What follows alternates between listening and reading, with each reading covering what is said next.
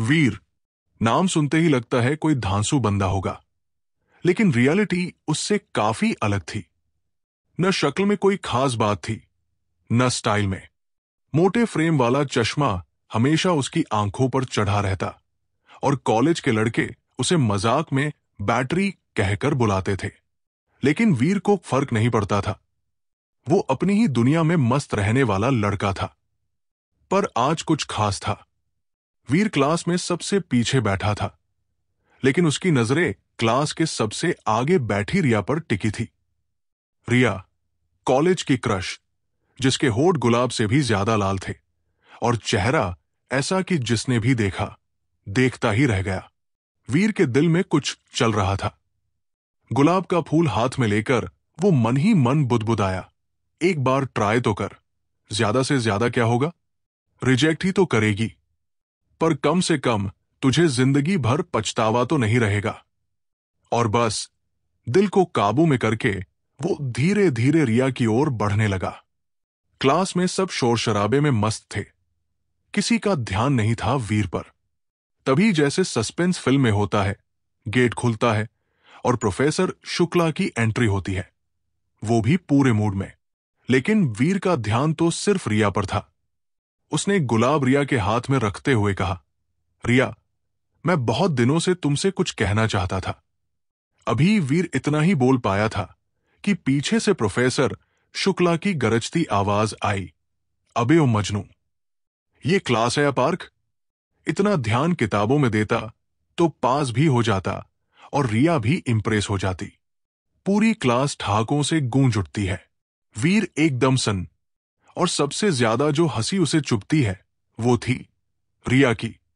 जैसे वो कह रही हो, तू मुझे प्रपोज कर रहा था? सीरियसली? अपमान से भरा चेहरा लेकर वीर अपनी सीट पर लौटता है। उसका पूरा दिन जैसे बर्बाद हो गया। कॉलेज खत्म होते ही वीर चुपचाप घर की तरफ निकल जाता है। लेकिन जैसे ही वो गेट पर पहुंचता है, देखता है 2-3 गाड़ियां बाहर खड़ी है। उसकी धड़कनें तेज हो जाती है। ये तो चाचा और फूफा की गाड़ियां हैं।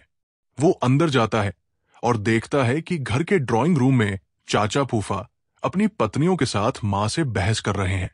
रमा, ये घर सिर्फ आपका नहीं है, पापा की प्रॉपर्टी है, हम सबका हक है। या तो हमें इसे बेचने दो या 5 करोड़ देकर हमारा हिस्सा निकाल दो। रमा जी के हाथ कांपते हुए जुड़ जाते हैं। आवाज में थरथराहट थी, पर मजबूरी भी साफ झलक रही थी। वीर के पापा के जाने के बाद कैसे कैसे दिन काटे हैं हमने, ये आप लोग जानते ही हैं। अब अगर ये घर भी चला गया तो हम आखिर रहेंगे कहां? चाचा विशंभर गुस्से में बोले, हम कोई भावुक बात सुनने नहीं आए हैं। 1 साल का टाइम है तुम्हारे पास, 5 करोड़ दो या घर बेचने दो। तभी वीर दरवाजे से आगे बढ़कर बोलता है, आप लोगों को पैसे मिल जाएंगे, मैं दूंगा। सब एक पल को चौंक जाते हैं।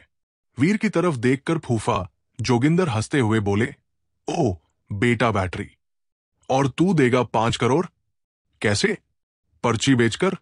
लेकिन फिर वो संजीदा होकर बोले, ठीक है, 1 साल है तेरे पास, 5 करोड़ लाकर दे दे, नहीं तो अगली बार जब आएंगे तो घर का सौदा करके जाएंगे। सब चले जाते हैं और वीर खड़ा रह जाता है, दिमाग सुन्ना।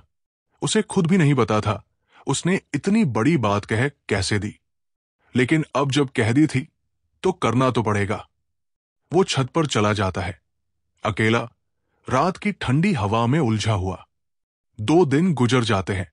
वीर बस सोचता ही रह जाता है, कहां से आएंगे 5 करोड़? कोई स्किल नहीं, ना जॉब, ना कोई प्लान। इन्हीं उलझनों में आज वो अपने दोस्त आदित्य को रेलवे स्टेशन छोड़ने आया था। आदित्य का सिलेक्शन एयरफोर्स में हुआ था और उसकी पोस्टिंग बाहर लग गई थी। स्टेशन पर आदित्य वीर को समझाता है, भाई परेशान मत हो, कोई ना कोई रास्ता निकल जाएगा। लेकिन वीर झल्ला उठता है, रास्ता? 5 करोड़ चाहिए, वो भी 1 साल के अंदर। ये कोई पेड़ पर लटका आम थोड़ी है जो छलांग मारी और तोड़ लिया।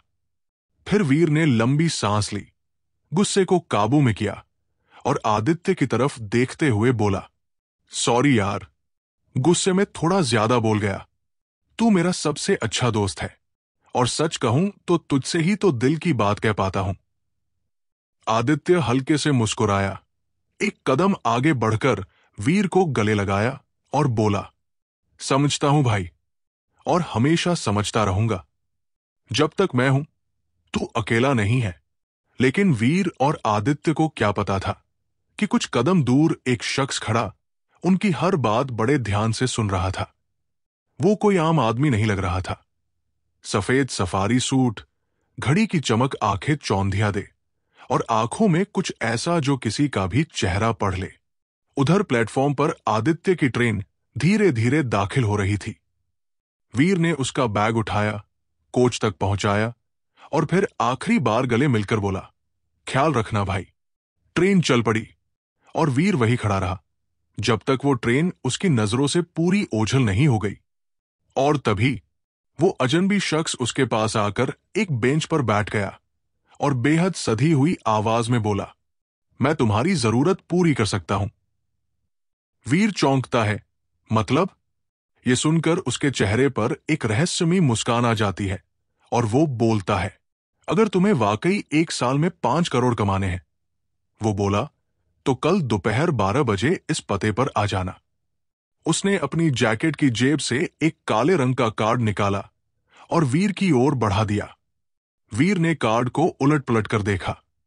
कार्ड के एक साइड पर सिर्फ एक अजीब सा त्रिकोणीय सिंबल बना हुआ था और नीचे छोटे अक्षरों में लिखा था, इन्वेंटर्स। पीछे की तरफ एक एड्रेस लिखा था, राजीव चौक, इंडस्ट्रियल जोन की पुरानी फैक्ट्री। वीर कुछ पूछने ही वाला था कि उसने देखा वो आदमी अब वहां नहीं था। उसने चारों तरफ नजरें दौड़ाई तो वो बाहर की ओर जाता दिखा। वीर तेजी से उसका पीछा करता हुआ स्टेशन के बाहर आया, लेकिन बाहर भीड़ इतनी थी कि वो आदमी कहीं गायब हो चुका था। रात भर वीर ठीक से सो नहीं पाया। दिमाग में बस वही सवाल घूमता रहा, जाऊं या न जाऊं? क्या ये फर्जी है या वाकई कोई मौका? अगले दिन ठीक दोपहर 12 बजे वीर उस एड्रेस पर मौजूद था। चारों तरफ वीरानी थी। फैक्ट्री की बिल्डिंग टूटी फूटी, लेकिन अंदर से कोई हलचल महसूस हो रही थी। बिना ज्यादा सोचे उसने अंदर कदम रख दिए। भीतर घुसते ही वही सफारी सूट वाला आदमी सामने खड़ा था, जैसे पहले से उसके आने का इंतजार कर रहा हो। वीर ने आगे बढ़ते ही पूछा, तुम कौन हो? मेरी जिंदगी के बारे में इतना सब कैसे जानते हो? और तुम कैसे मदद कर सकते हो मेरी? वो आदमी हल्का सा मुस्कुराया और बोला, मेरे साथ चलो, तुम्हें तुम्हारे सारे जवाब मिल जाएंगे। वीर थोड़ा झिझका, लेकिन फिर चुपचाप उसके पीछे चल दिया। वो दोनों फैक्ट्री के पिछले हिस्से में पहुंचे। वहां बस एक जंग लगा हुआ गेट था और कुछ नहीं। वीर चिढ़ गया, क्या हम यहां ये गेट घूरने आए हैं? अगर टाइम पास ही करना था तो बता देते। मेरे पास वाकई टाइम नहीं है। इतना कहकर वो मुड़ा ही था कि तभी एक धीमी सी मशीन जैसी आवाज आई। वीर ने तुरंत पलटकर देखा तो जहां पहले दीवार थी, वहां अब एक हाईटेक लिफ्ट मौजूद थी। वो आदमी लिफ्ट की तरफ बढ़ा और वीर को भी आने का इशारा किया। वीर थोड़ी देर देखता रहा, फिर कदम बढ़ा दिए। जैसे ही वो लिफ्ट के अंदर गया, उसने देखा कि वहां कई सारे बटन थे, A1, A2, B1, B2 और फिर सबसे नीचे एक बटन पहले से दबा था, B4। लिफ्ट नीचे की ओर जाने लगी और कुछ ही सेकंड में 7 मंजिल जमीन के नीचे जाकर रुक गई। लिफ्ट के दरवाजे खुले और सामने का नजारा देखकर वीर की आंखें फटी रह गई। ये कोई आम जगह नहीं थी। सामने एक विशाल हाईटेक लैब थी। हर तरफ चमचमाती मशीनें, कंप्यूटर स्क्रीन और सफेद कोट में घूमते दर्जनों साइंटिस्ट। कुछ लोग हेडसेट पहने इधर उधर दौड़ रहे थे, तो कुछ टच स्क्रीन पर कुछ डेटा मॉनिटर कर रहे थे। वीर को सबसे ज्यादा हैरानी तब हुई जब उसने देखा कि कुछ लोग एक एक करके शीशे जैसी किसी बड़ी ट्यूब में जा रहे थे। जैसे ही कोई उस ट्यूब के अंदर जाता, उसे सफेद चमकदार रोशनी घेर लेती और कुछ ही सेकंड में वो आदमी गायब हो जाता। वीर हैरान होकर उस सफारी सूट वाले आदमी की तरफ देखता है। अब उसका मन जानना चाहता था, ये सब आखिर है क्या? और उसका इससे क्या कनेक्शन है? फिर वो आदमी मुड़ा और पहली बार उसकी आंखों में गंभीरता तैर गई। उसकी आवाज शांत लेकिन भीतर तक चीरने वाली थी। तुम्हारी जिंदगी बदलने वाली है, वीर। लेकिन आगे बढ़ने से पहले एक आखिरी सवाल है, क्या तुम तैयार हो?